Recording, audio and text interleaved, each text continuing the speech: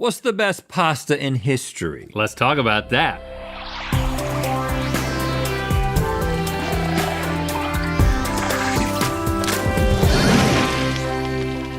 Good mythical morning. Okay, before we begin, we would like to congratulate you on making it through 5 days of celibacy week. Yes. We know it's been hard. Yep.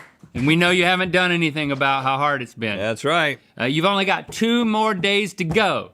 So, for the sake of your future children, who will not have a birthday between Christmas and New Year's, the worst time to be born, keep on not doing it. And since you won't have us by your side to get you over that final hump this weekend, we have put together a little something for you to keep in mind the next time you have the urge for a little animal style in and out, am I right? Ooh, roll that anti-horny footage. Don't look away. Don't look away. Yep. Straight up the nostrils. Yep. She's contagious. That is turds? I hope not. Or something it threw up? I think it's hairball. Okay. That is very sad. Gosh. Oh no. No. Uh-huh. Okay. Rats. Yep, rats going around. Oh, rat! It's you! Okay. It looks like it's been AI airbrushed. What? Hold on. Hold on, I mean. I look cool. That's cool, former me. I'm sure there was somebody who would have liked to have, rattled them bones. You guys may have sent people in the wrong direction there. Those 2 guys were very virgin. Hey, listen, if you could have seen. That's true. I had a gold chain with a basketball hoop on it. Underneath that collar. Just stay strong. If you had seen that. Let's talk about pasta. Okay. Its origins trace back thousands of years, but when did pasta peak? Or has it even peaked yet? That is an excellent question and one we intend to answer. It's time for A Taste as Old as Time, Pasta Edition. Even though we're, of course, experts on all things culinary, it would be nice to have another brain around. Some sort of, say, historical tour guide to explain all of this to us. Gentlemen, I shall be piloting our proverbial DeLorean through this historical journey. I've never seen Back to the Future, but I understand that's the car they drove in it. Yes. I've heard it too. Okay, Just let's missed. I've talk been about meaning to that watch later. it. So these are actually the first ever noodles in history, or at least one Chinese archaeological dig team believes. They found 4,000-year-old evidence inside an overturned clay pot in Lajia, that's in northwest China. These are Really? plain millet noodles. So rice and wheat were not cultivated in China till about 2,500 years ago. So these are over 1,000 years before that. Now, millet doesn't have any gluten, so using primitive tools to create these noodles would have been incredibly labor intensive. Wow. And they might actually be tough. They're known as iron wire noodles in modern day China. Iron wire noodles. Enjoy. Millet. Millet, he says. Are we supposed to be following you, tour guide, over there? Yeah, come You don't on. have a flag. The Algerians are after me? What happens in that movie? Libyans. They're Libyans. Yeah, Libyans, Okay. yeah. I know the We references. should watch it later. There's multiple ones. Big Crispin Glover guy. So how did you, we have acquired millet and this has been made. Where does one get millet? Internet. It tastes good. It's got an interesting, like, all on its own. And you typically just don't eat pasta with nothing on it. Right, it could use something. But it's kind of a pleasing texture. You know what it reminds me of? Christy started like getting that like protein noodle stuff. I don't know, made out of peas or something. I don't know. It's a huge bummer. Is it? Yeah. Oh, sorry. Yeah. That's okay. No, I'm sad if you have to eat it. Oh. Yeah. They're not nearly. It just tastes different. And I'm like, I know it tastes different, but I'm not going to say anything. Maybe you should. I'll text her. Can you talk to his wife for him? I do all the time. About, yeah, feel free. I can imagine it's going to get better from here. Josh? That's all I'm going to say.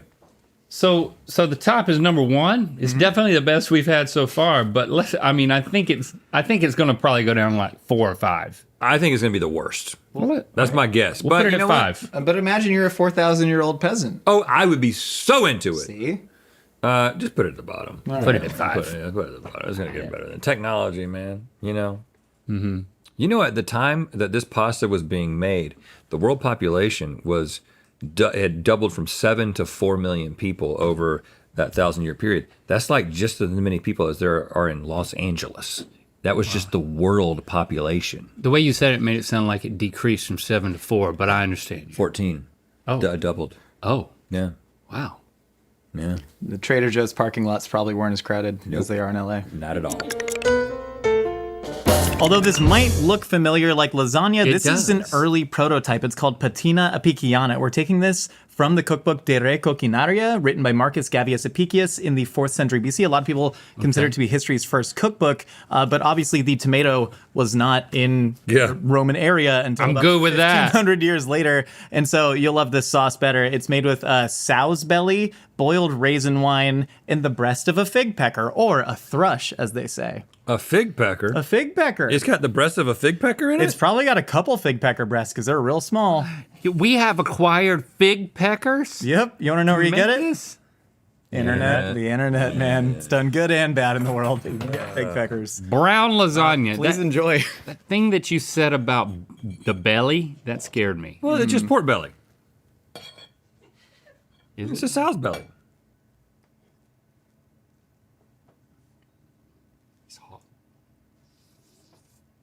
It's not bad. Not bad. You know, during this time, children played with balls made from tied up rags or blown up pig splatters. Don't talk more about pigs and their bladders. But they were just playing games with them. Okay. This makes me feel Roman. This was also the time of the invention of the donkey-powered mill. You don't say. Yeah. I was always wondering, wishing someone would tell me when the donkey-powered mill came Yeah. about. Some people might call it the ass-powered mill. You know. I'm going back in. So, It's what is the good. pancake pasta made from? It's hearty. So it is just made with wheat and water. Sometimes eggs were also used, but throughout history, you do see people grinding grains into flour and then mixing with water in various ways. So it almost brings up the question of like, what exactly is a noodle and what is pasta? You know what I mean? Yeah, I do. blurred lines. I don't like it, but I like it more than this plain pasta. Like, I'm just thinking about if I had to like make a meal or something, you know? Yeah. It's definitely not bad. Well, let's put this one up. One up from there? Yeah, I don't think we're going to need to shuffle those around. Okay. But we're, slowly improving with time. That's the assumption. What's going to come along and be worse? All right, so we're going to go ahead and jump to the Renaissance period in Italy right now, specifically Sicily. So Sicily was under like Muslim Arab occupation for a very, very long time, and you see a lot of those influences in specifically Sicilian cuisine. That's why we have an early prototype of ravioli here, which likely came from an Arabic world dish called sambusaj, if you've heard of samosas, all coming from the same root word. Samosas? Yeah, or like samosas, sambusa, yes. like they all have somewhat the same. Some. Yeah, it's just a nice little filled pastry dish. And so here we have like an early version of tortellini, which kind of gave rise to a lot of different filled pastas. The recipe specifically we're using is from a 1570 cookbook called Opera. This has bone marrow and raisins sitting in a lovely broth. Oh. Yeah. That's what's on the inside is bone marrow and raisins? Also just filled with meat as well. Oh. Yeah. That is rich and aromatic. Yeah, you see a lot of warm spices used specifically in Sicilian cuisine, so And you're gonna get a little sweet. bit of cinnamon in there. Yeah. Yeah. This is the first one that I'm like, Interesting. I could imagine this being at some restaurant somewhere. It's a little bit different. It's a little bit unexpected. The waiter would be like, let me tell you about that one. You know what I'm Before saying? you Like when order you it. order, he's like, let me tell you about that one. Yeah. That's a riff on a Renaissance dish.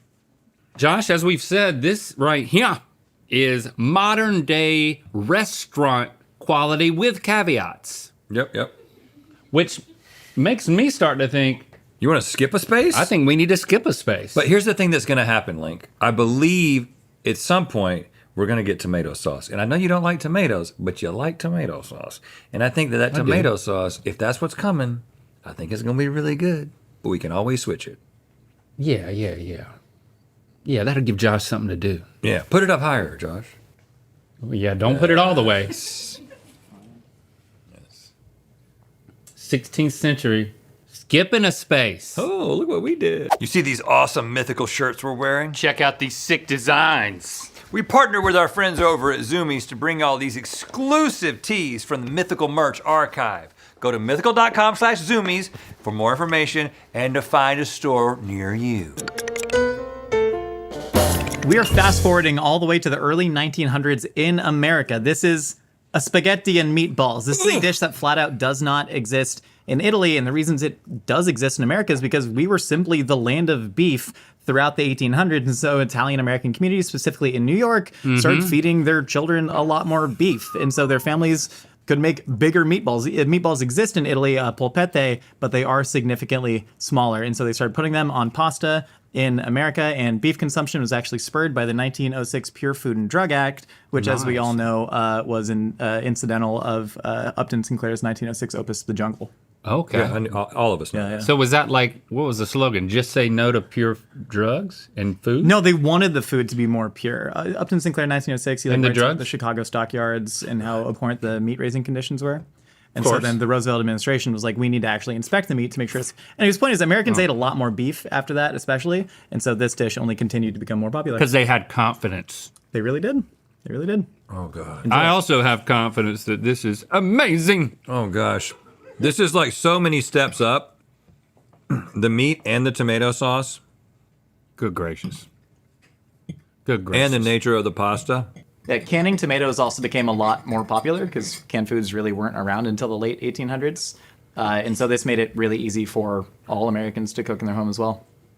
Now, something to consider about this. Around the time that this was being introduced, we had put the children back to work in the factories. But we let the women vote. There you go. Tit for tat. And when I say we, I don't mean we didn't have anything to do with it. Yeah, we weren't there. No, I wasn't there. We weren't there for it. I'm just saying, we as humans. Which But, one? but we would have been want, right for it. Which right one here. didn't you want to happen? Well, I wanted both of them to happen. Okay. Right. Well, we let the women vote, and then the women were like... They decided to put the They children to decided work. to get the children out of Yeah, the yeah, yeah. workforce. Right. So we want to do whatever the women want. Kids have a right to work, man. That's all I'm saying. I made a mess. I'm sorry. We'll get the kids to pick that up. Is this the pinnacle? In the same century as the Titanic, the NFL, the Great Gatsby. I mean, this is the best pasta that I've had today, and the best pasta that I've had in weeks, I think. Number one, baby. Put it at the top, Josh. Number one. Put it at the top. Could anything topple that? Well, we're going to find out in just a second. For this final round, we have asked Josh in the Mythical Kitchen to go into the future, to prognosticate Oh, good word. what Great word. the future of pasta will be. Great pronunciation on pasta as well. What I have for you today, gentlemen, this is lorcha alla vodka.